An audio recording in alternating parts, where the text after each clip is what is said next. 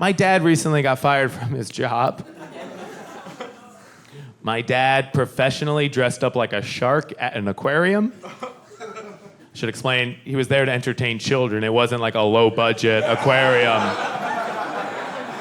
that had people in costumes in the tanks. They had fish in the tanks. And they had my dad dressed up like a shark walking around entertaining children. And his name was Sharky the Shark. My dad got fired from his job for making a joke. And this is the joke that got my dad fired. Someone asked him, "Frank, can I get you anything?"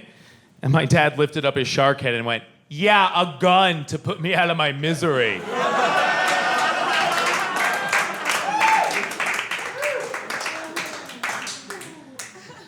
Thank you for laughing at that. That almost makes it worth it. Because they fired him on the spot. They called the cops on him.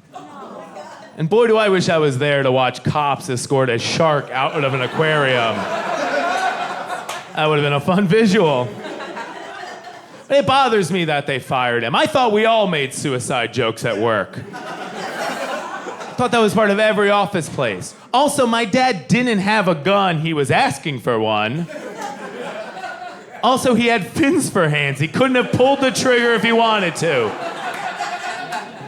And to me, if the 65-year-old man who dresses up like a shark for a living isn't comically suicidal, I'd be way more concerned. Wouldn't that be worse? If they're like, "Frank, can I get you anything?" And he's just like, "Nope."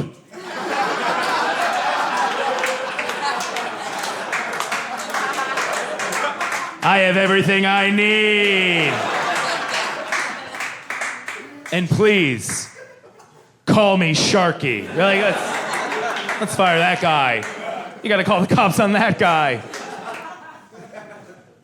I'm so fascinated by Chuck E. Cheese. Why is his last name the thing he likes and not the animal that he is?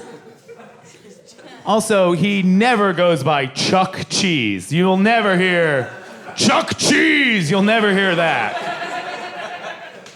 The E is his middle initial. So I looked it up, and I found out that the E in Chuck E. Cheese stands for entertainment.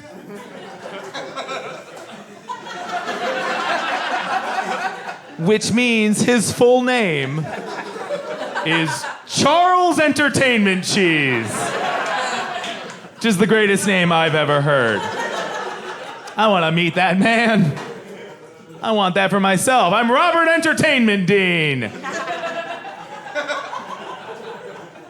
I wanted to know why they named him Charles Entertainment Cheese, so I looked it up, and what I found was a book that Chuck E. Cheese had published for children.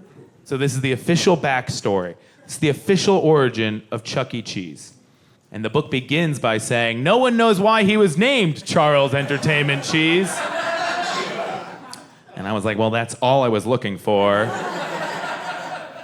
But I'll keep reading. And I kept reading, and it goes on to say, no one knows why he is named that because he is an orphan. That's how the book starts. It goes on to say, because he is an orphan, he also does not know when his birthday is. So he has never had a birthday party. Which is why he loves celebrating the birthdays of other children.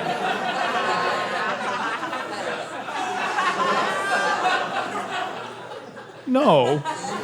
No. No. No. No. There's no need for that much depth. He doesn't need a tragic backstory. You don't need to take away his parents. He's not Batman. He's a cartoon rat that owns an arcade. Give him parents. Make Dave and Buster his parents. He doesn't need to be an orphan. If you're gonna go this orphan route, you gotta change the whole restaurant. No more pizza. Everyone eats soup while he plays acoustic guitar. And every night he's like, happy birthday, I've never had one. It upsets me because I've never heard of a tragic backstory for any other commercial character, right? Like, I've never heard that Captain Crunch was a POW. And while he was a prisoner, he was fed sandpaper, and that's why his cereal is the way that it is. It works, it makes sense, but there's no need.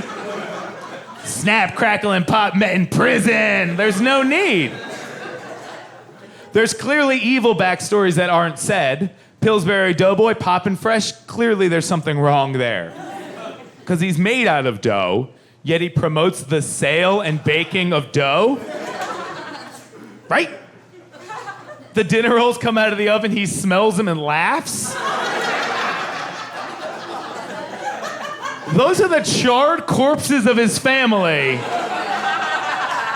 And he's getting a sick pleasure out of it.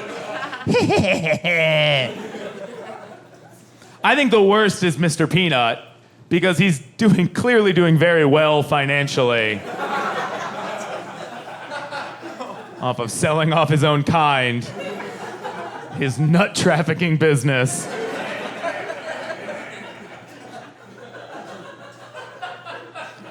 I wanted to know his first name. Simple question.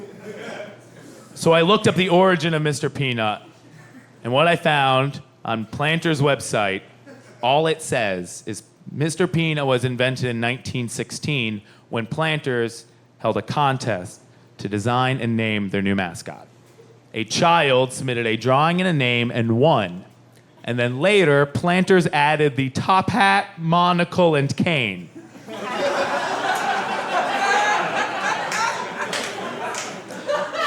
And that's all it said. Which means all that kid submitted was a picture of a peanut with arms and legs named Mr. Peanut.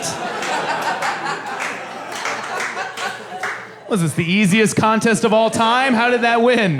What were the other entries? Just pictures of peanuts?